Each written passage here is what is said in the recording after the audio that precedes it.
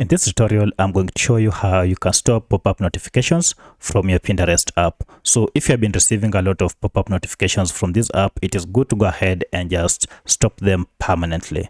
If you find this video helpful, I'll kindly request that you support me by liking the video and also by subscribing to my channel. My name is Isaac and this is A Minute with AI. Alright, now to get started, we need to access the Pinterest app information page. It is from this that we shall be able to turn off notifications from this app. There are two ways we can do this. First, we can go to settings, and then from settings, look for the option called apps. And my apps option is here. So for the sake of this tutorial, I'm using a Redmi Note 10. However, this process should be more or less the same on any other Android smartphone. From apps, look for this option called apps or all apps. On some smartphones, it might be written more apps. Go ahead and tap on manage apps. And this will list all the apps that you have on your smartphone. Now from the list, scroll down until you see your app. And as you can see, here is my app. I'll go ahead and tap on it.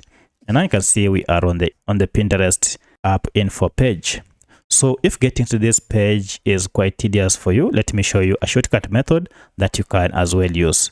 For this, just go to your app and instead of tapping on it, just go ahead and long press on it. From here, you will see we have app info option here. Go ahead and tap on it. It will again take you to the same page. From here, scroll down until you see this option called notifications. Currently, it is turned to yes. So if you open it, you can see we have various notifications that are on and we need to turn them off. If you go ahead and turn one by one, they'll be turned off. However, the best way to turn them off is just to toggle this show notifications off and all of them will be turned off. So that's how you stop pop-up notifications permanently from your Pinterest app. If you have any other question, kindly let me know in the comment section. Otherwise, thanks for watching and let's meet in the next video.